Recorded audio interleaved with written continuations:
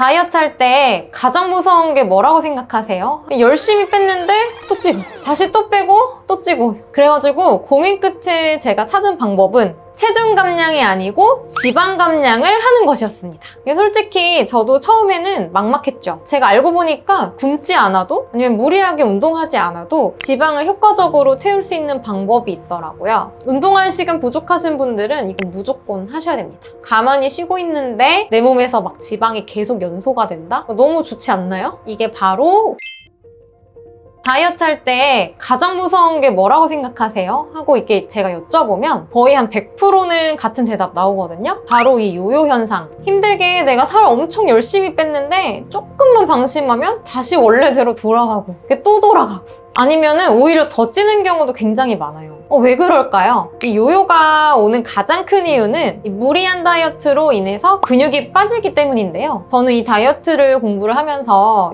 절대 요요는 용납할 수 없다. 이런 마음으로 시작을 했거든요. 열심히 뺐는데 또 찌고, 다시 또 빼고 또 찌고. 이게 너무 억울하잖아요. 그래가지고 고민 끝에 제가 찾은 방법은 체중 감량이 아니고 지방 감량을 하는 것이었습니다. 솔직히 저도 처음에는 막막했죠. 이게 무조건 굶거나 아니면 막 극단적으로 운동을 막 하거나 이렇게 해야 되는 줄 알았거든요. 제가 알고 보니까 굶지 않아도 아니면 무리하게 운동하지 않아도 지방을 효과적으로 태울 수 있는 방법이 있더라고요. 그래서 오늘 그 방법을 같이 공유하려고 합니다. 간단하게 쉽게 실천할 수 있는 3개월 만에 이 지방만 10kg 빼는 가장 확실한 방법 바로 알려드릴게요. 끝까지 함께 해주세요. 자, 우리가 지금 다이어트를 시작했다고 한번 생각해 볼게요. 내가 처음에는 의욕이 막 충만해가지고 식단도 빡세게 하고 막 운동도 내가 빡세게 막 했어요. 그리고 이제 체중계에 올라가죠. 올라갔는데 막 5kg나 막 빠져있어. 이렇게 막 너무 좋죠. 근데 거울을 딱 봤는데 좀 이상한 거예요. 이게 살은 좀 빠진 것 같은데 탄력이 없거나 아니면 내가 뭔가 기대했던 그런 몸매가 아닌 거죠. 나 분명히 살 막 5kg 뺐는데 왜 이렇게 축 처져 보이지? 이게 다 무리한 다이어트로 인해서 근육이 빠졌기 때문이에요. 이 근육이 빠지면 몸이 망가지는 속도가 훨씬 빨라요. 일단 첫 번째로는 기초대사량이 떨어지죠. 이 기초대사량이 뭐냐면요. 우리가 그냥 가만히 숨만 쉬어도 몸이 자동으로 태우는 칼로리인데요. 근데 이 근육이 줄어들면 기초대사량이 떨어질 수 있어요. 그래서 옛날에는 내가 치킨 한 마리 먹고도 괜찮았는데 이제는 막 닭다리 한 개만 먹어도 살이 찌는 느낌. 그래서 같은 걸 먹어도 예전보다 살이 더 잘 찌는 몸이 되어버려요. 그리고 몸매가 좀 망가지죠. 체중이 줄었다고 다이어트를 성공한 게 아닙니다. 근육이 빠지면요. 몸이 막 처지고 탄력 없이 푹 꺼진 느낌이 나요. 옷을 입었을 때는 살이 좀 빠진 것 같았는데 이제 옷을 벗고 딱 거울을 보면 탄력이 좀 없고 좀 흐물흐물한 느낌? 이거 경험해보신 분들 꽤 계실걸요? 제가 이제 늘 생각하는 거는 다이어트는 이 숫자가 아니고 라인이다. 이거거든요. 근육이 어느 정도 적당히 있어야지 이 허리 라인도 좀 살아나고 다리도 좀 탄력이 있어 보이는데 근육이 사라지면은 그냥 이 힘없는 젤리 같은 이런 몸이 돼버립니다. 이게 바로 이 근손실 다이어트의 무서운 결과예요. 우리는 이 단순한 체중 감량은 아니고요. 제대로 된 몸매 관리를 해야 됩니다. 그래서 마지막 결국 요요 현상은 피할 수 없다. 근육이 빠지고 기초대사량이 떨어진 상태에서 다시 평소처럼 먹기 시작하면은 어떻게 될까요? 이게 바로 요요 시작인 거죠.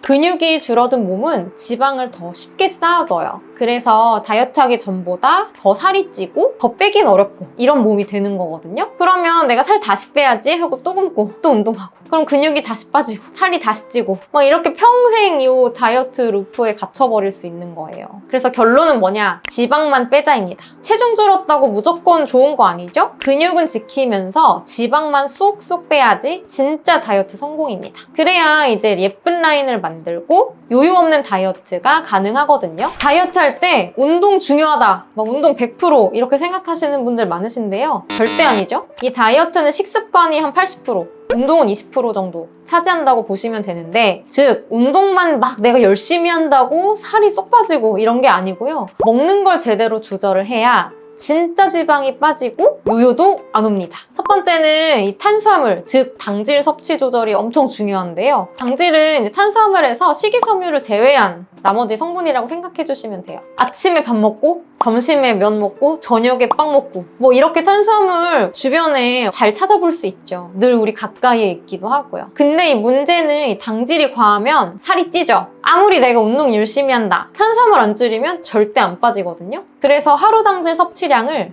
100g 이하로 제한하는 게 핵심인데요. 라면이나 뭐 흰쌀밥, 짜장면, 단 음료 같은 거는 좀 줄이고 대신에 식이섬유가 풍부한 음식으로 좀 채워줘야 돼요. 그럼 도대체 뭘 먹으라는 거야? 이렇게 생각하실 수 있는데 예를 들어서 뭐 낫또나 채소, 콩국물 같은 식이섬유 가득한 음식으로 채워주시면 돼요. 이런 것들은 우리 포만감도 오래 유지시켜주고 혈당도 급격하게 올리지 않아서 다이어트에 정말 효과적이에요. 저도 운동을 평소에 한 주 5일 이상은 하는 것 같아요. 근데 내가 어떤 주에 약속도 많고 이래서 막 탄수화물을 많이 먹었다. 케이크 먹고 밖에 나가서 빵 먹고 파스타 먹고 뭐 하여튼 이렇게 탄수화물을 많이 먹은 주는 정말 군살이 정말 안 빠지고 군살이 그냥 다 붙어 있어요. 그래서 체중도 오히려 더 찌는 경우도 많고 특히 탄수화물 많이 먹으면 몸도 잘 붙거든요. 붓기도 늘고 지방도 늘고 살도 늘고 안 빠지고 일회성으로 끝나면 괜찮은데 뭐 일주일 괜찮지 않을까? 그러다가 2주, 3주, 4주 이렇게 막 넘어가다 보면 그러다가 요요가 올 수 있는 거죠. 그래서 탄수화물 제한은 정말 중요하고 첫 번째로 생각하셔야 될 부분이에요. 두 번째, 이 식사 시간 조절이 필요합니다. 아침,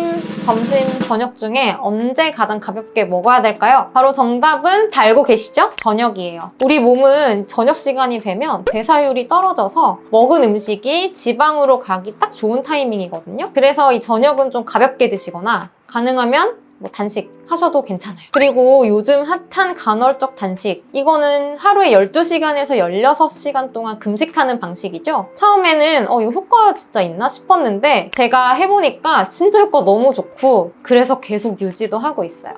예를 들어서 이제 저녁 7시에 마지막 식사를 하시고 다음날 아침 뭐 11시쯤에 첫 끼를 드시는 겁니다. 이런 식으로 하면 우리 몸이 이제 지방을 에너지원으로 활용을 하기 시작하면서 다이어트 효과가 확 올라갈 수 있어요. 세 번째, 우리 밥 먹을 때 속도 중요한 거 아시나요? 우리 뇌는 배부르다는 신호를 되게 늦게 보내요. 그래서 최소 20분에서 30분 정도로 천천히 드시는 게 정말 중요합니다. 그래서 이렇게 천천히 먹어야 뇌가 이제 그만 먹어도 돼 하고 신호를 주는 거죠. 그리고 밥 먹고 나면 디저트 드시는 분들 진짜 많으시죠? 저도 예전에는 이제 밥 먹고 꼭 아이스크림이나 뭐 과자 같은 걸로 디저트를 먹었거든요. 근데 이 디저트가 다이어트의 가장 큰 적이라는 거. 제가 옛날에 고등학교 때 선생님이 저희한테 이제 너네 점심 먹고 이 과자 먹는 게 얼마나 살찌는 줄 아냐고 맨날 그러셨거든요. 근데 그게 진짜더라고요. 어떻게 해야 하냐고요? 자, 개인적으로 추천하는 방법은 케이크나 과자 대신에 이 다크 초콜릿 일단 90% 이상 되는 거를 한 조각 정도 드시거나 밥 드시고 양치를 바로 해보세요. 제가 이 방법 써보고 느낀 게 있는데 이 치약이 최고의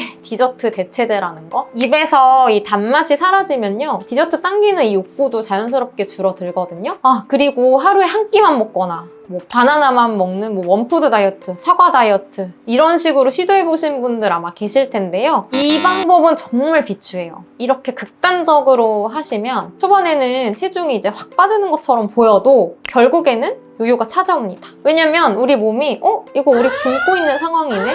비상사태다 이렇게 생각하고 기초대사량을 이제 확 낮춰버리기 때문이죠. 그러면 우리가 시간이 지났을 때 똑같이 먹어도 더 쉽게 살이 찌는 체질이 되어버립니다. 그러니까 지속 가능한 식단이 정말 중요합니다. 그리고 5번째는 수면. 저는 이 수면도 다이어트의 하나라고 생각을 해요. 특히 질 좋은 수면이 엄청 중요한데요. 이 다이어트 우리 낮에 하는 거 아닌가? 이렇게 생각하실 수 있는데 아닙니다. 우리 밤에도 다이어트 하고 있어요. 특히 이제 밤 10시부터 새벽 2시 사이에는 성장 호르몬이 활발하게 분비가 되는데요. 이 호르몬이 지방을 분해하는 역할을 해요. 근데 우리가 숙면을 제대로 못 취한다? 그러면 이 성장 호르몬이 줄어들면서 살이 더 쉽게 찔 수 있고요. 특히 폭식 욕구가 강해진다는 연구 결과도 있어요. 그러니까 밤 10시에서 새벽 2시에는 푹 자는 게 다이어트에도 최고라는 거죠. 근데 개인적인 얘기 하나 해드리면 제가 인턴 때 응급실 당직을 서요. 그러면 밤을 꼴딱 새잖아요? 그러면 이제 퇴근을 아침 6시, 7시 이때쯤 하는데 김밥이랑 라볶이 이런 게 엄청 땡기는 거예요. 그래서 그거를 먹고 이제 자는 거죠. 그래서 인턴 때는 사실은 제 건강도 못 챙겼고 제 체형도 잘 챙기지 못했습니다.